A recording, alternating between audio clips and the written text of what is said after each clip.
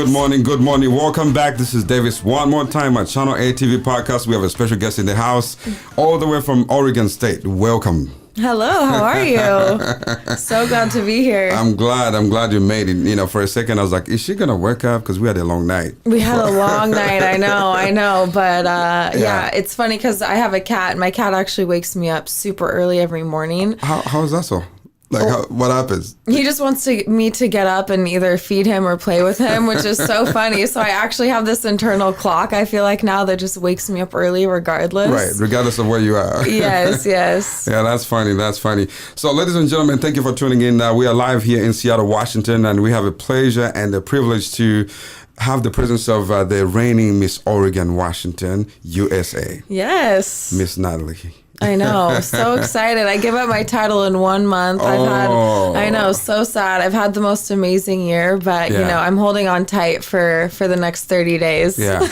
You look like like you can actually run again if you choose to. You know, like you know, with all the experience and everything else.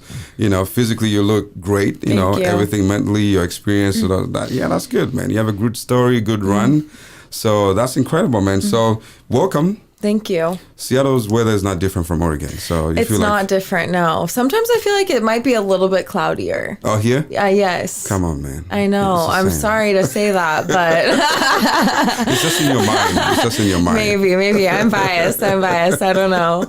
So you have a great story. So obviously we know who you are, but to some of the folks that may not know you, watching from all over the world, you know, why don't you just formally introduce yourself and we can go from there. Sure. Yeah. So my name's NATALIE TONNESON. If you guys want to follow my story on Instagram, you can. It's NATALIE_TONNESON or at Miss OR USA, so you can follow my journey there.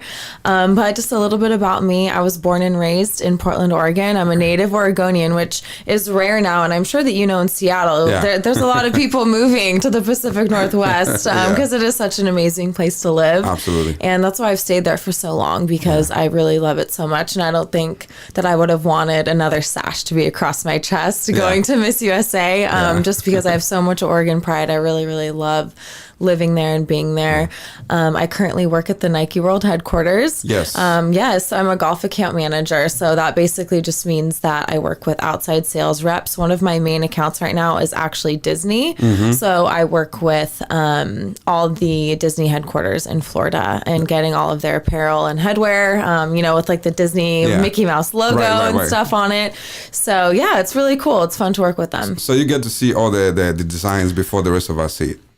I do, yeah. And it's a lot of outfitting like their staff workers too, just because Nike has the #1 selling polo in the world. That's true. So a lot of like corporations and stuff will purchase the polo and then put their company logo on it, and that's what all the staff wears as well. Just so I can get the hookup, do you get the discounts?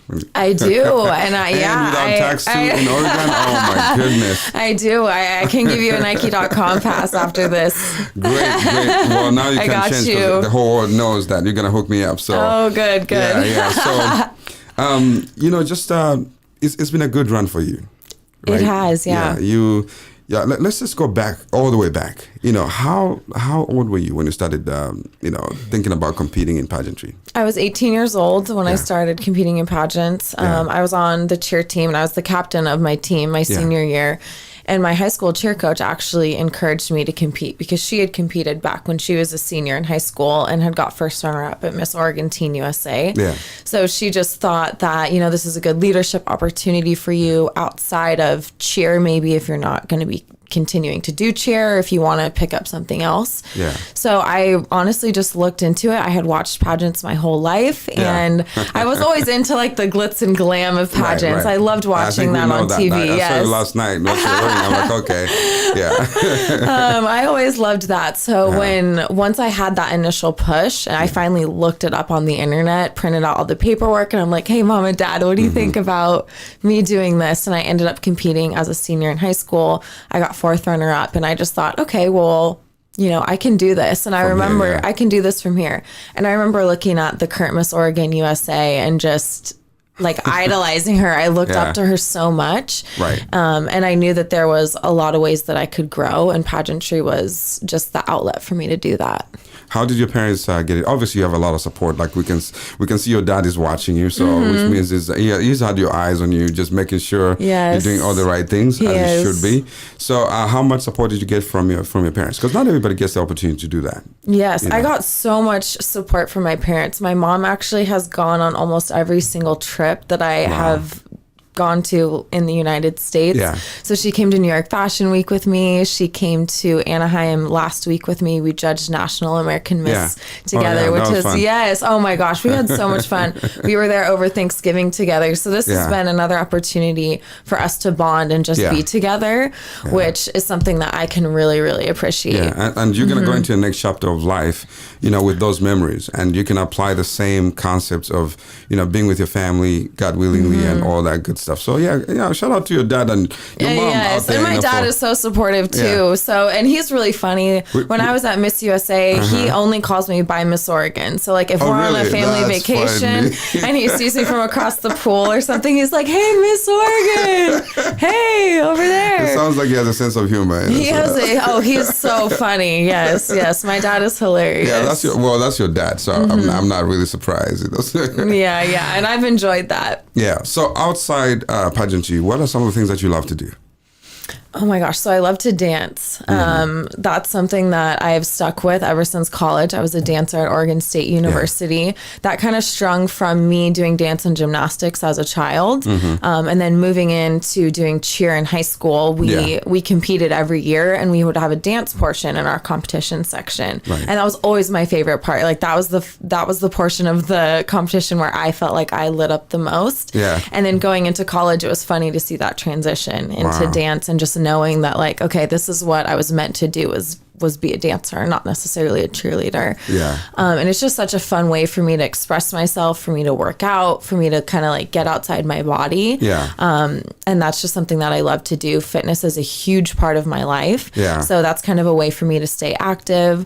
I also love going to yoga. I'm really big into hot yoga. Wow. I have a favorite studio. You have a lot of stuff going on. I do. Yeah. I love to stay active, but that also is something that helps me with pageants, right? Because you have to maintain that healthy lifestyle. Absolutely. You definitely have to do that because there's a physicality that goes with that. So speaking of the outward looks, what would be your message to someone who does not understand what pageantry is all about? Because a lot of people, even when you're looking for sponsorship, I'm sure you've gone through this, there's a little bit of a stigma, when it comes to pageantry and stuff, So what would you say to someone who is not exposed to pageantry and they have like a negative connotation, towards the whole thing?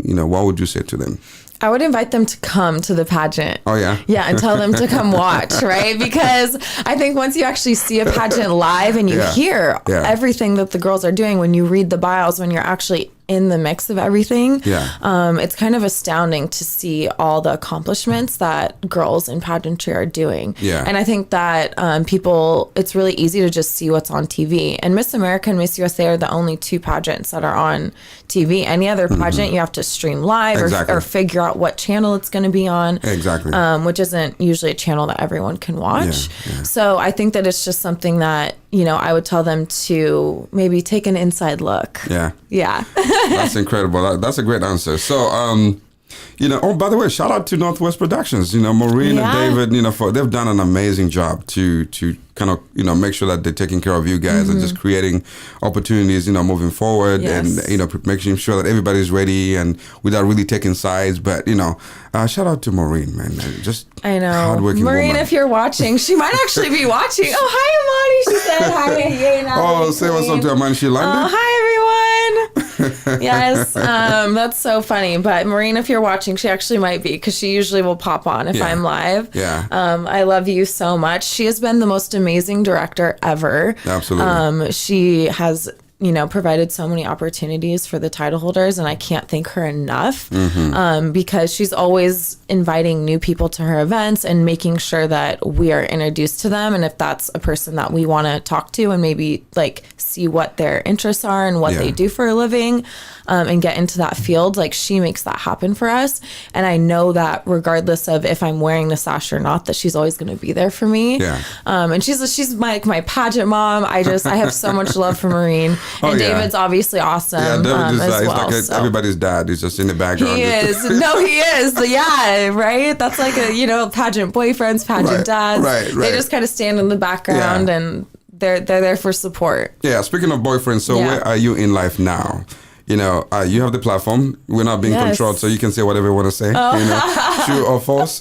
Yes. So where are you in life now? And I asked us to say, while we're doing what we're doing, it takes a lot of people in your life to make sure that you're balanced. So where are you in a relationship? Are you thinking about one, or you have too much going on? You just can't. Where are you at in life? So I do have a boyfriend, and me and him were dating for about 1.5 years before I actually won the title. So he saw me compete the year before and get 3rd runner-up. So the pageantry actually brought you a boyfriend. So can we officially say that? Because he saw you competing, right? He did see me compete. All right. Oh, he saw you when you guys were already together. Or you saw you at the pageant. So me and him started dating 6 months before I competed for Miss Oregon USA. So he gave you the support. He did give me the support. He gave me the support, and then I ended up getting 3rd runner-up. So I didn't win the pageant. So he saw me take the loss, right? He saw me take the L. He supported me through that. And he stuck around. He did stick around, yeah. Okay, good, right? Just because, me and him obviously want to make plans together, but doing Miss Oregon USA, it kind of puts everything on hold. Yeah. So for him, I've had to just be like, hey, this is my dream and I'm going for it, and you kind of just have to deal with it. And he's done that with grace. So I can appreciate him so much for that. Nice. And he saw me win Miss Oregon USA, and he has been so supportive. He's been the best Mr. Oregon I could have ever asked for. Excellent. Honestly, yeah. And we're talking about this not just to be personal, but to make people understand that, just because you're in pageantry, you don't give up your whole life. No. You can hear the Instagram and Facebook going crazy in the background. That's people sending messages for you. And we're going to get to that in a minute, Yes. So, but shout out to him. I will say, if you're in a relationship and they're not supportive and you do have a title, I would just break up with that person. I mean, I'm going to be completely blunt and honest. If they're not supportive of you chasing your dreams, this is that once in a lifetime opportunity. And if you have the dream in your heart and you want to go for it, I would suggest to see that through no matter what. I see. So a young lady who's taking advantage of social media, and when it comes to what we're talking about right now, did you always brand yourself like, hey, I have a boyfriend, blah, blah, blah? Or do you think that limits you from getting more opportunities, or you just presented yourself the way you are? Because I asked you this behind scenes. I'm like, do you want to talk about this? You're like, oh, yeah, I'm an open canvas. I said, okay. So, how do you balance that? Because I know sometimes there could be a little bit of a stigma when you put your relationship in front when it comes to social media. Sure. In your personal experience, how has it been as far as, showing your personal life as well as maintaining yourself as a professional? Yeah, I think I just limit it. I've been in relationships in the past where I feel like I've put everything out on social media, and that's come to kind of, bite me in the back. Oh, okay. So not in the most terrible way, but obviously the relationship ended, and then you've invested your relationship on social media, and then people are invested in the relationship. Well, that's the thing, and then when you break up and all of us are like crying with you and stuff, Exactly. And then we start counting 1, 2.